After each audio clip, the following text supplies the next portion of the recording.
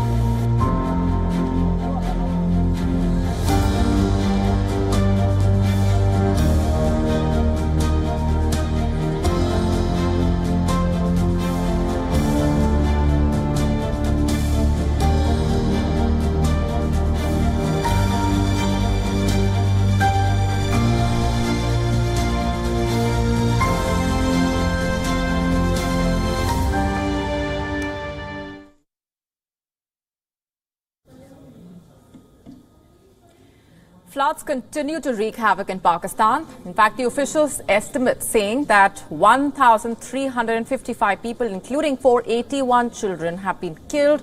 More than 33 million have been impacted. This is the current situation in Pakistan, where people of all ages had to leave behind their belongings and move away from the flooded areas to live inside a relief camp.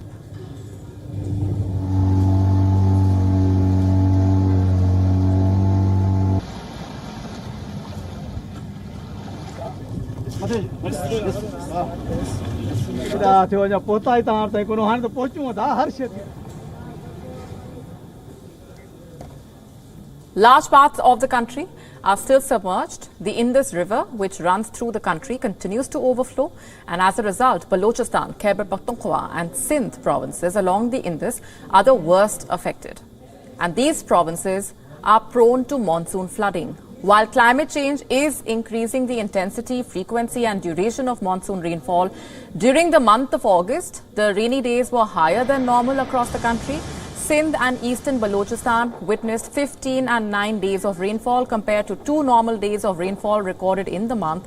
The wettest day of the month in the country was on the 19th of August, when Patidan in the Sindh province recorded 355 millimeters of rainfall. And this year, due to heavy rainfall in the country, all 4 provinces are affected. Over 1 million homes have been destroyed, more than 700,000 livestock killed, damages to the tune of $10 billion being reported across the country as military officials and volunteer workers carry on the rescue work.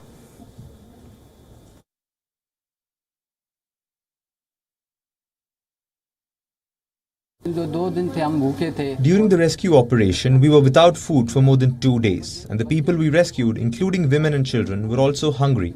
And in the first 2 days, we rescued 1,500 to 1,600 people, and in 9 days, we rescued almost 4,400. Well, floods continue to wreak havoc across the country, with more and more deaths being reported, and over 1,350 people have now been confirmed dead across the country since this extended monsoon began.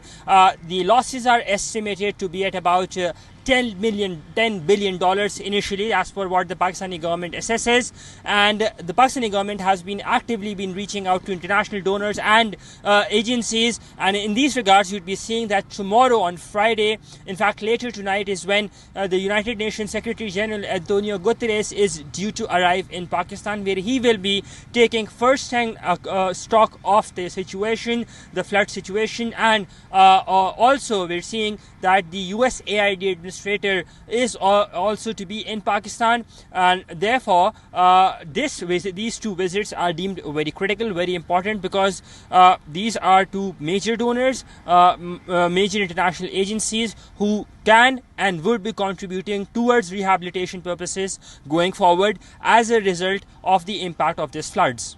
Anas Malik in Islamabad, Pakistan for WION World is One.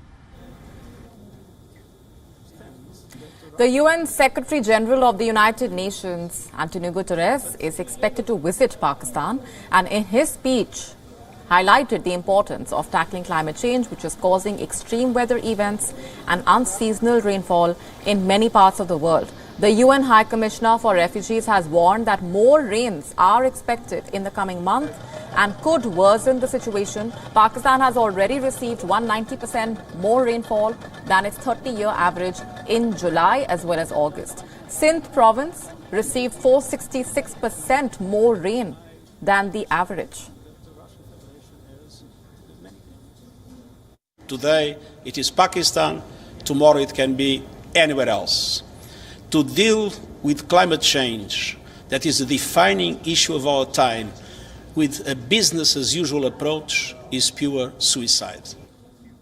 And with me on the broadcast this minute is Dr. Imran Khalid from Islamabad. He is the Director of Governance and Policy at the World Wildlife Fund, Pakistan. Thanks very much for being here. If you can help us better understand the situation on the ground right now, more rainfall is predicted in this month itself. Yeah, this is a calamity of immense proportions, and your reports have earlier really highlighted the plight of the people. I mean, there are nearly 650,000 people who are living in relief camps across the country, most of them in the Sindh province. And these relief camps are usually built on roads or highways. And so these are small encampments in which hundreds upon hundreds of people are there. They're lacking clean drinking water. They're lacking sanitation facilities. And they're difficult to get to. I mean, we've got nearly 6,000 kilometers of roads that have been damaged. So even if you are to supply them with, food, medicine, and the essentials, it's very difficult to get past them because a lot of these areas are still flooded. Yet people are coming together, learning from the 2005 earthquake and the 2010 floods. Civil society has come together and people are, sending their own convoys. People are contributing a large amount of financial help. But the calamity is of such a scale that it does require an international element to it. We do require international community to come together and help us in these relief efforts. Right. There is also the danger of the spread of diseases. How is Pakistan's healthcare sector reacting to that and coping with it? And how could the country rebuild the infrastructure as its economy is already under a lot of stress? Yeah, no, definitely a concern. Hospitals and basic health units, usually the first point of contact for individuals in need of medical health and medical care, they're underwater and have been impacted gravely. So people are living in relief camps, as I said, there are no sanitation facilities, lack of, proper hygienic living environment. And that's adding and compounding the crisis, especially for the elderly and the women. And as far as, the country moving forward, we've just signed a deal with the IMF. We've had a cash injection of over $1 billion, but, this crisis is going to eventually end up costing us around 10 to 15 billion US dollars. And so hence we'll have to go back to the IMF and renegotiate that and then think about rebuilding in a way that's sustainable and resilient.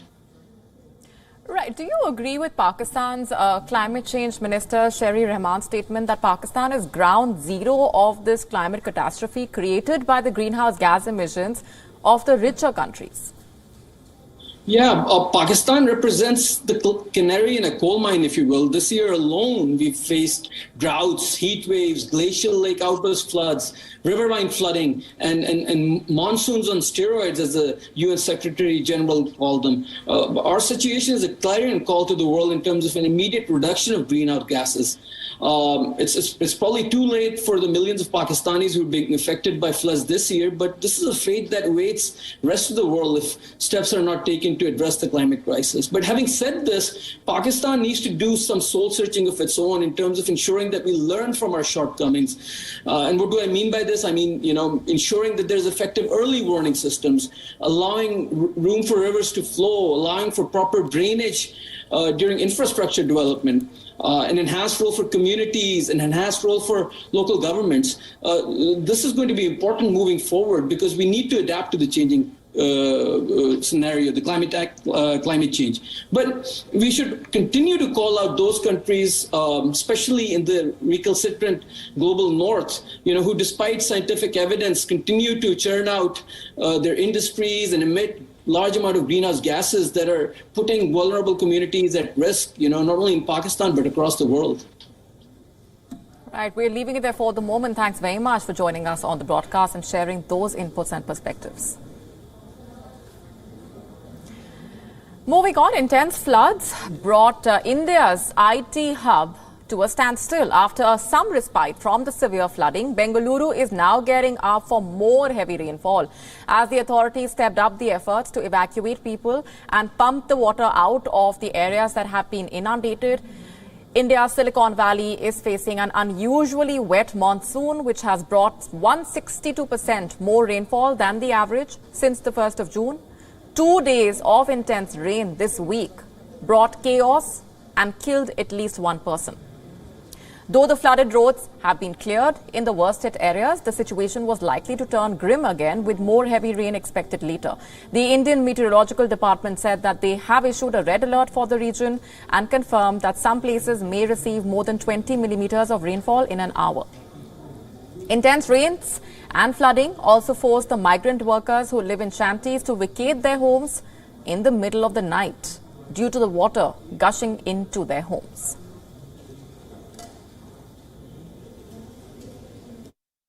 It rained heavily and water gushed in. I thought it was normal rain, but it flooded like a sea and water gushed inside my home. I don't have a bed to sleep in, no clothes to wear, and I have been in the same sari for 5 days.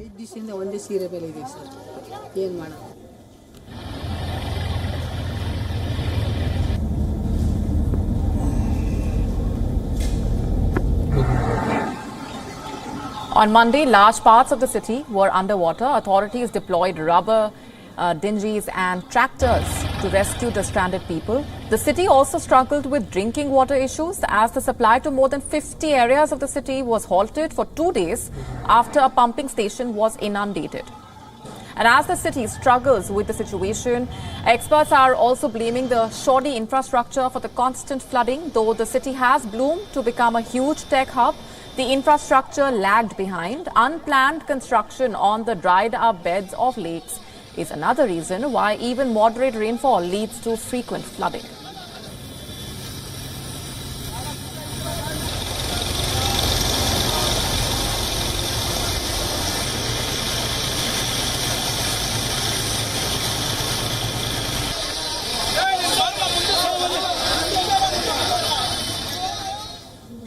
After a prolonged drought, heavy rains have lashed Uganda, causing deaths, flooding and destruction of crops. And in the latest, landslides triggered by intense rains have caused the death of at least 15 people. On Wednesday, heavy rainfall battered a western Ugandan town, which caused further landslides, claiming the lives of at least 15 people.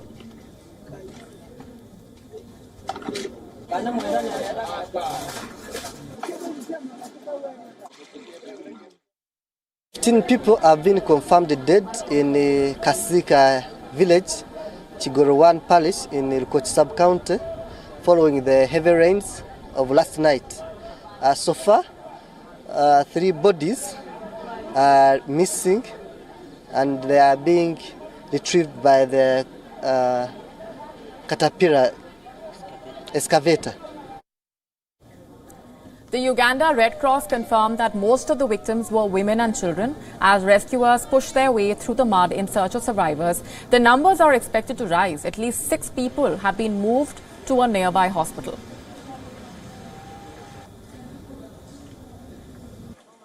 We are still suspecting more bodies, especially the 2 houses where we have sent for the vehicle, the excavator to come, and we try to clear that mud to see if we can retrieve more bodies. Because the story from the chairperson LOC1 and the chairperson of the trading center, they are saying those houses were overpopulated and only 2 people survived. 3 so far have been taken to the health facility for care, but the damage is so great. And actually, as people of Kasese, we are appealing to government of Uganda and well-wishers, the donors, to come to our rescue because our people have nowhere to stay now. Kasese, which lies near the border with Congo, is usually prone to deadly mudslides. During the rainy season, in 2020, 8 people were found dead after the heavy rains.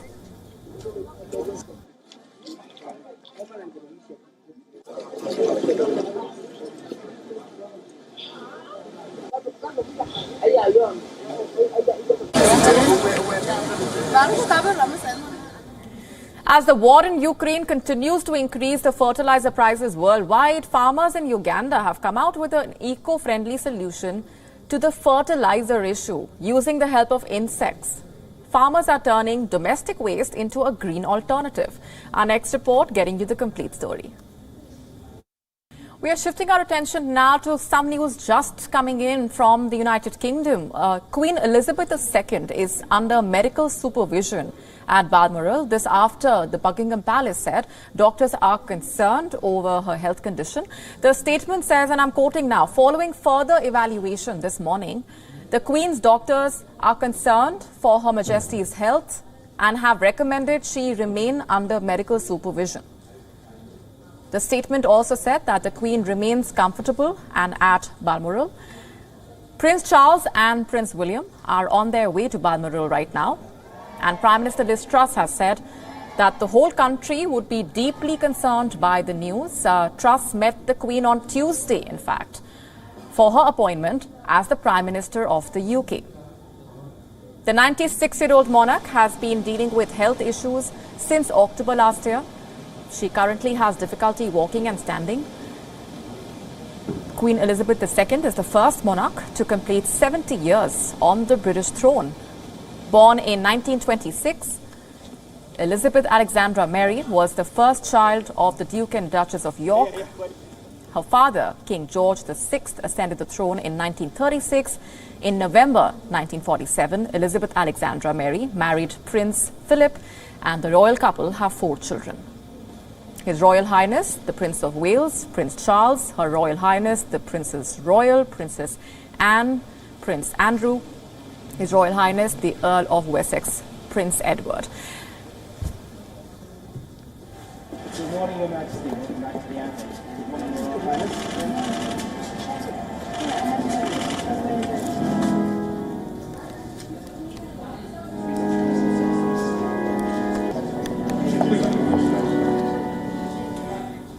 Let's go straight across now to Andrew Whitehead with us from London. He is a historian, an author, as well as a senior journalist. Andrew, good to have you on the broadcast here with us.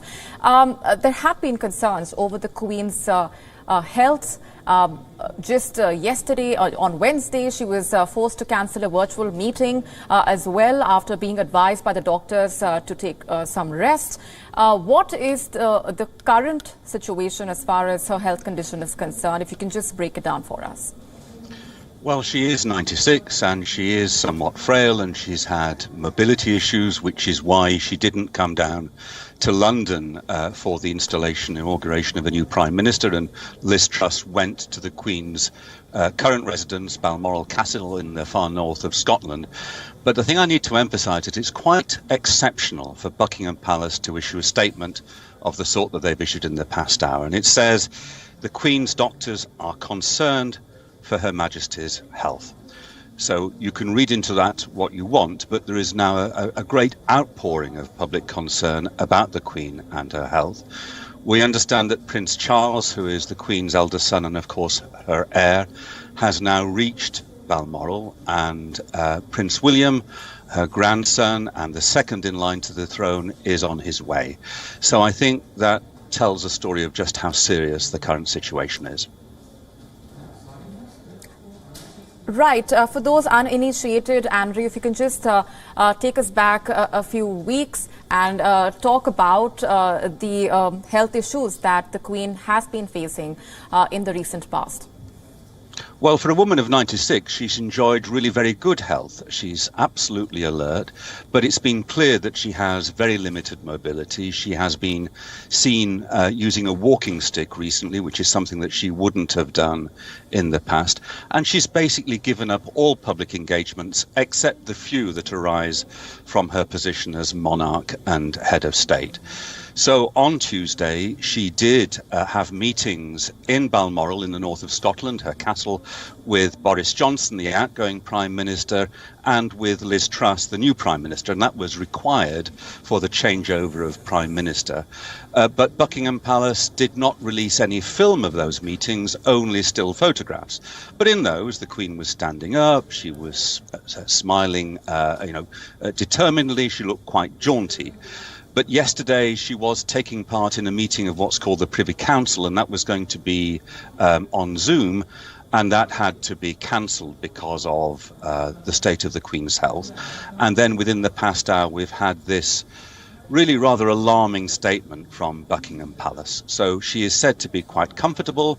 She is certainly not in hospital, but the fact that the doctors are saying that there is concern, I think, suggests that the condition is indeed serious. Right, Andrew, for how long has the Queen been at the Balmoral Castle? And for our viewers, just to help them better understand why she is at Balmoral, and do we know about the medical facilities that are available at the castle? Is there a team of doctors which is permanently stationed at Balmoral? She's been at Balmoral for a while, so the Queen has a number of official residences. There's Windsor, there's Sandringham. Balmoral is one of her favourites. She loves that part of the Scottish Highlands. It's been very fond to her and to many other members of the royal family. And it is quite an isolated spot, so it's some distance away from the nearest hospital with an emergency ward. But I'm quite sure the Queen is getting every medical attention, and there will be doctors at Balmoral. There's a royal doctor who I'm sure will be there all the time, and other medical help as available as required. She is the Queen. She is the head of state, she is much loved, and I'm sure she's getting all the medical help that she requires. Andrew Whitehead, leaving it there for the moment. Thanks very much for being here on the broadcast. With that, we're taking a break at this point, but we will continue to constantly monitor the latest coming in from the UK, where Queen Elizabeth II is under medical supervision at Balmoral after Buckingham Palace said doctors are concerned over her health.